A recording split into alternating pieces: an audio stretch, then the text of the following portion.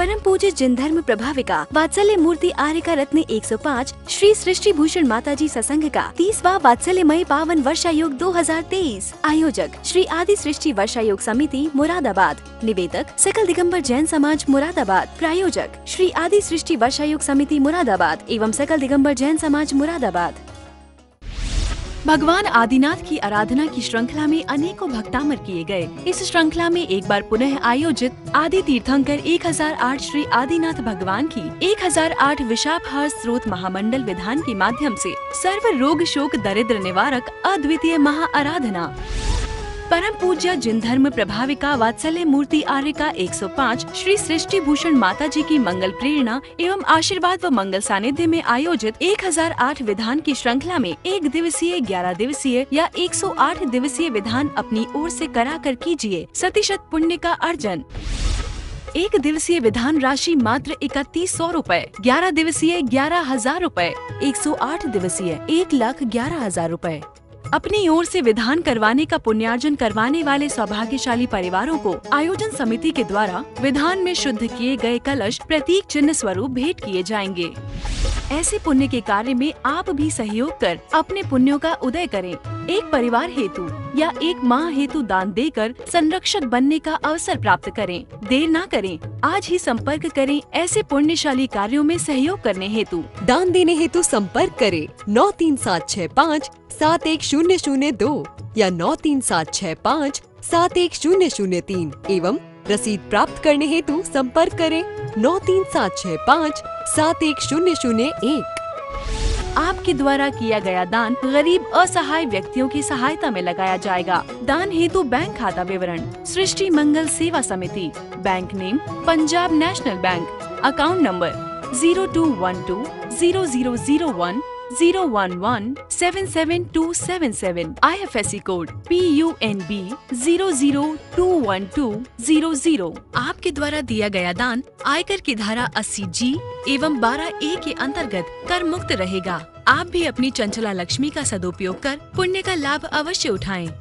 परम पूज्य जिन धर्म प्रभाविका आर्यका रत्न 105 श्री सृष्टि भूषण माता जी की मंगल प्रेरणा एवं आशीर्वाद से संचालित संस्था श्री आदि सृष्टि मंगलम अतिशय क्षेत्र श्री महावीर जी में चतुर्विध संग आहार उपकरण आदि की व्यवस्था सुचारू रूप में कई वर्षों से की जा रही है, जिसमें त्यागी वृत्तियों की भोजन व्यवस्था भी उपलब्ध है। श्री आदि सृष्टि मंगलम श्री महावीर जी में त्यागी वृत्तियों के आहार एवं यात्रियों के ठहरने के लिए वातानुकूलित कमरे भी उपलब्ध हैं। स्थल मेन मंदिर के सामने सृष्टि मंगलम भवन। अधिक जानकारी हेतु संपर्क करें 7300741008 या 93765 71002।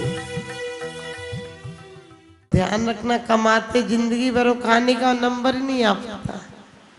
घर में अच्छी पत्नी और बच्चे हैं, बोले आराम से बाद में बात करेंगे, बात करने का मौका ही नहीं आ पाता है। संसार तो हो गए जहाँ तंबू लग भी नहीं पाते हैं और उखड़ने का समय आ जाता है, क्योंकि कब जाने कौन से समय में उम्र ने मारा छापा और कल तक थे जो पापा आज बन गए बाबा। समझ गए कि वास्तव में कब कैसी जिंदगी बीतती है, और जो पापा थे वो बाबा बन जाते हैं, और एक दिन और ज्यादा उम्र बढ़ जाए तो बाबा से पर बाबा बन जाते हो, लेकिन सच्चे संत नहीं बन पाते हो। इसलिए हमारे आचार्य कहते हैं भोग तो वही भोगता है जो त्याग करना जानता है। वह परम भोग भोगता है, वो छायिक भोग भोगता है, वो सांसारिक भोग नहीं भोगता है, वो एक दिन स्थायी भोग भोगता है, और उसी को नवलब्धियों की प्राप्ति होती है। हम और आप सब चाहते हैं तो थोड़ा थोड़ा सा कदम, ये नहीं कि तुम छलांग मारो और 10-15 पास कर लो और स्वास्थ्य खराब हो जाए। नहीं, कल बड़ा अच्छा लगा कि मेरे प्रवचन सुन के कम से कम 3-4 लोग रात को 9 बजे तक का नियम ले गए। जो भैया लोग बिल्कुल कभी नहीं छोड़ते थे वो 9 बजे तक का नियम ले गए। मुझे लगा कि कम से कम कुछ तो असर पड़ा। और कोई यदि 9 बजे का कहे तो मैं ये नहीं कहती हूँ 8 बजे का ले ले, क्योंकि जिसकी मन से जो लिया जाएगा वो उसे आनंद देगा। और यदि मैं लिवा दूंगी तो एक व्यक्ति 40 साल से आलू नहीं खाता था, मंदिर जाता था, रात्रि भोजन नहीं करता था। मैंने कि बड़े समझदार हो, आपके इतने अच्छे भाव कैसे बन गए? बोले एक महाराज के चक्कर में फंस गया था। तो कहे भोगू ना, भोग भी नहीं भोगता ढंग से। आदमी भोग नहीं पाता है, ज्यादा खा ले तो बीमार, कम मिले तो बीमार, वीकनेस आ जाती है। कुछ भी कर लो, चाहे कोई भी भोग हो, पंचेंद्रिय के ज्यादा देर नहीं भोगने में आते हैं। सिर्फ उन भोगों की वासना, तुम कब जाओगे घूमने भगवान जाने, लेकिन हम घूमने जाएंगे, वहाँ ऐसा करेंगे, वैसा करेंगे। और आजकल तो बेवकूफी की हद हो गई, सेल्फी ले लेके रख लेते। पागल, तू खुद ही मौजूद है, काहे को इतनी ले रहा है? फिर बाद में एक दिन बैठ के सारे डिलीट करता फिरेगा, लेकिन खींचेगा जरूर। क्योंकि शिमला हम गए तो शिमला में कुछ व्यक्ति बोले माता जी यहाँ से अच्छा मंसूरी है ना। मैंने कि तुम मंसूरी जाओगे तो शिमला याद आएगा, क्योंकि तुम्हारा मन कहीं स्थिर नहीं रहता। न शिमला अच्छा है न मंसूरी अच्छा है। अपने मन के अंदर पहुंच जाओ तो जिसे ढूंढता गए तू काशी काबा में, वो तेरे अंदर ही बैठा हुआ है, वो घट घट का अंदर बैठा हुआ है। लेकिन हम ऐसा रहा, हमें चंडीगढ़ चतुर्मास कराना था लोगों को, तो अम्बाला वालों को ये लगा कि माता जी यहीं रुक जाएंगे, तो लोग हमें शिमला ले गए थे। 2.5 महीना रखा, 2.5 महीना शिमला में अम्बाला वालों की व्यवस्था थी। बीच में चंडीगढ़ वाले भी पहुंच गए, बीच का मतलब वो लोग भी रहे। हम उन्हें मना करते थे कि आप लोग चले जाओ ना, क्योंकि आपको तो मिलेगा नहीं चतुर्मास। अम्बाला वाले तो 40-50 लोग हैं, आप लोग तो 5 लोग हैं। वो कहने लगे माता जी साधु होकर मना किसी को नहीं कर सकते आप, हम श्रावक है, हमारा मन है, हम भी आएंगे, जिसको मिलेगा वो मिल जाएगा। तो ध्यान रखना, आखिरी में कुछ ऐसी परिस्थिति हुई, आचार्य श्री पुष्पवंत सागर जी आए पीछे, शिमला में ही थे हम, तो उन्होंने हमको बुला के कहा माता जी अम्बाला हमको करना है। हमने कहा ठीक है गुरुदेव आप अम्बाला कर लो। और मैंने चंडीगढ़ वालों को स्वीकृति दे दी। आप भी ध्यान रखना, अम्बाला हो चाहे चंडीगढ़ हो चाहे शिमला हो चाहे मंसूरी हो, सब लोग जहाँ एक बार लगन लग जाए। चंडीगढ़ में भी 4 महीना खाना उनने वहीं रखा। शुरू में 8-10 दिन नहीं था, 15 दिन नहीं होगा। फिर मैंने बोला आप लोग ऐसे क्यों रख रहे हो पूरे समाज का खाना? कहने लगे माता जी हमारी औरतें 4-4 चक्कर लगावे 20-20 किलोमीटर से, तो इससे अच्छा तुम यहीं खाना खा लेंगे।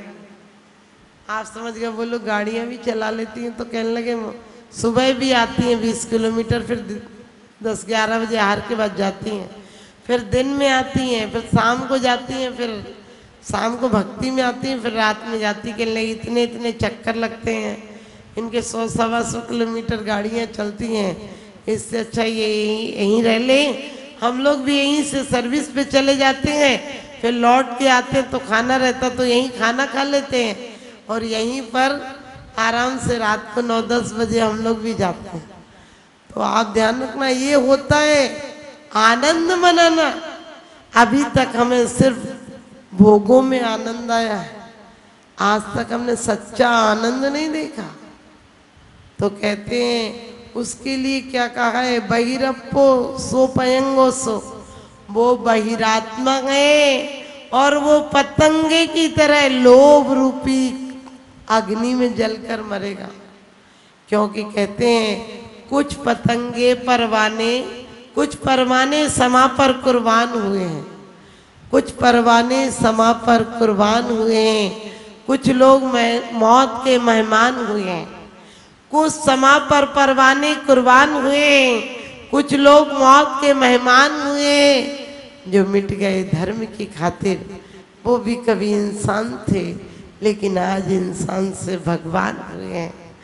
वो भी कभी इंसान थे लेकिन आज इंसान से भगवान हुए हैं। जिसने भी मन से भावना भाई है, चोर हो, बदमाश हो, सुकमाल सुकोसल आदि के पूर्व भव के वृतांत आते हैं। भील कन्याएं थीं, पूजा पाठ तो जानती नहीं थी, मंदिर के आगे एक फूल रख जाया करती थी और उसके माध्यम से अगले भव में सुकोसल सुकमाल जैसी पर्याय प्राप्त की। हमें कभी निराश नहीं होना चाहिए, हमें कभी ये सोचकर निराश नहीं होना चाहिए माता जी अब हमें तो मोक्ष होगा नहीं। क्यों नहीं होगा? जिस सागर से अमृत निकलता गए उसी से जहर भी निकलता गए, इसी जिंदगी से भोग भी निकलता, तो इसी जिंदगी से योग भी लिखता है, योग भी निकलता गए। आचार्य कहते लोह कसाय पढ़ियो मरियो न संदेह, इसमें संदेह नहीं है। वो पतंगे वो मक्खी की तरह है जो एक बार बैठ तो जाती है गंदगी पर, फिर निकल नहीं पाती। कफ हो आदि हो उस पर मक्खी बैठ जाती है, लेकिन उसके पैर चिपक जाते हैं, पंख चिपक जाते हैं, मर जाती है। हमारी हालत भी ऐसी है, संसार में मरते मरते मर जाते हैं, लेकिन हमारा परिवार जनों से राग कम नहीं होता है। ध्यान रखना, राग का नाम संसार है, कोई मकान का नाम संसार है क्या? पति पत्नी का नाम संसार नहीं है, ना कोई औरत राग का कारण है, क्योंकि स्त्री तो माँ भी होती है, बहन भी होती है, भांजी भी होती है, और भी रिश्ते होते हैं। लेकिन जहाँ राग होता है वहाँ आपको पता है प्रतिक्रिया दूसरी हो जाती है। लेकिन हम राग को ही प्रशस्त राग में बदलेंगे। कोई गलतियां हो गई उन्हें लेकर रोते नहीं बैठे रहेंगे, अरे हो गई, इसके लिए ज्यादा जीवन में टेंशन लेने की जरूरत नहीं है। हम 5 इंद्रिय के भोग दवा की तरह भोगें। हम 5 इंद्रियां मिली हैं, इन्हें सार्थक कैसे करें? तो कहते हैं पैरों से लक्ष्य बनाओ तीर्थों का। आपको कभी कभी क्या होता है, कोई शहर में जाते हो, बोले वो काम भी कराएंगे और माता जी से भी मिलना हो जाएगा। मैं कहती हूँ ये कहा करो कि माता जी से मिलने जा रहे हैं वो काम हो जाएगा। आप जब कहते हो उस काम को जा रहे हैं माता जी से मिलना हो जाएगा, इसका मतलब माता जी पीछे गए, काम आपका प्रमुख है। इतना सा फर्क ले आओ कि माता जी से मिलने जा रहे हैं वो काम भी हो जाएगा। जरा सी बात में आपका अर्थ से परमार्थ बदल जाता है, जरा से लक्ष्य से आपका जीवन परिवर्तित हो जाता है। तो ध्यान रखना, क्योंकि कहते कामी क्रोधी लालची इनसे भक्ति न होए, और भक्ति करे कोई सूरमा, जाति वरण सब लोग, जाति वरण सब कोई।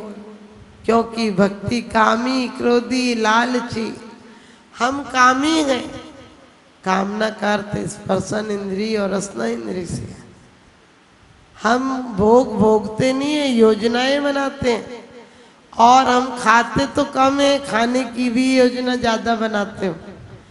वहां ये खाया था आज तक स्वाद होगा, अब जाकर वहां ये खाओगे। कभी ये भी सोचा करो कि ये व्रत है, आने वाले व्रत है, इसमें हम एक टाइम खाएंगे। मैं ये मना नहीं करती हूँ आप लोगों को, मैं ये नहीं कहती हूँ कि तुम लोग बिल्कुल से खाना छोड़ देना, क्योंकि पंचम काल दे चन्नादि कीटकम, अन्न का कीड़ा गए, 4000 मुनि भ्रष्ट हो गए।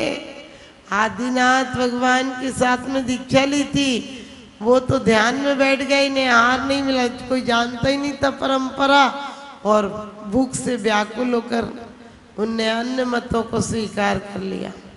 हमें ऐसा नहीं करना है कि हम बिल्कुल खाना छोड़ दे, लेकिन कम से कम व्रत करोगे तो जाप तो दोगे, उनकी जाप दोगे, पूजन करोगे। आप 2 टाइम भी खाना खा के व्रत कर लो यदि नहीं हो सकती तो। ये मत चक्कर में पड़े रहो, अरे तो छोड़ना ही पड़ेगा। क्यों छोड़ना पड़ेगा? कुछ छोड़ने को कहा है। कोई कुछ छोड़ता है तो कुछ मिलता है, कोई कुछ कुछ छोड़ता है तो कुछ कुछ मिलता है, कोई बहुत कुछ छोड़ता है तो बहुत कुछ मिलता है। और कोई सब कुछ छोड़ता है तो सब कुछ मिल जाता है। तो वास्तव में हमें भी जीवन में, आजकल बहू बेटियों को हम कहते हैं निर्जल उपवास होंगे। यदि बहू बेटियों की हिम्मत है तो बहुत बहुत अनुमोदना। लेकिन जो बच्चे बिल्कुल नहीं कर पा रहे हैं, आपके छोटे छोटे नाती पोते हैं, उन्हें कहो बेटा 2 टाइम खाना खा लेना और आप 2 टाइम पानी, 3 टाइम पानी पी लेना। पानी चाहे तो छूट रखो, छोटे बच्चे हैं, लेकिन बेटा आज व्रत का दिन है ना, ये माला फेरते हैं, चलो आज आप हमारे साथ एक दिन को तो संडे पूजा करने चलो। ऐसे करो, अभी धूल दोगे वो कल फूल भी देंगे। उन्हें संस्कार डालो, वरना जीवन भर कूलते रहेंगे, फूल तो नहीं देंगे, कूलते रहेंगे। आज हम अपने बच्चों को इतने ऐसो आराम में पढ़ाते हैं, इतना प्यार से पालते हैं कि उन्हें जरा सा अभाव नहीं होने देते हैं, जरा सा संघर्षमय जीवन नहीं होने देते हैं। वो अपनी लाइफ में कैसे सुखी रहेंगे? जीवन में तो उतार चढ़ाव आते हैं, घटनाएं घटती हैं, वो जीवन में खुश नहीं रह पाएंगे। हमारे यहाँ गुरुकुल की परंपरा थी, आज हॉस्टल की परंपरा चल गई। होश हो तो टल जाए वहां से। आप ध्यान रखना, हॉस्टल में पढ़ा लिखा बच्चा मंदिर भी आता तो कान पकड़ता है, जैसे गलत जगह फंस गया हो। हमारे बच्चों को नमस्कार की पद्धति सिखाओ, क्योंकि खड़े खड़े नमस्कार करना औचित्य नहीं। 3 लोग के नाथ के सामने भी नहीं झुकने का भाव आता है तो समझना कभी उठ नहीं सकते हो। चावर के लिए दर्शन पाठ में बड़ी सुंदर बात कही है कि भगवान जो आपके चरणों में झुकता है वो नियम से ऊर्ध्वगति जाता है। आप चमर सबसे पहले ऐसे नहीं डुलाते हो, चमर लेके सबसे पहले नीचे करते हो, फिर ऊपर करते हो। किस चीज का प्रतीक है कि परमात्मा आपके चरणों में जो भाव आता है वो एक दिन महान हो जाता है।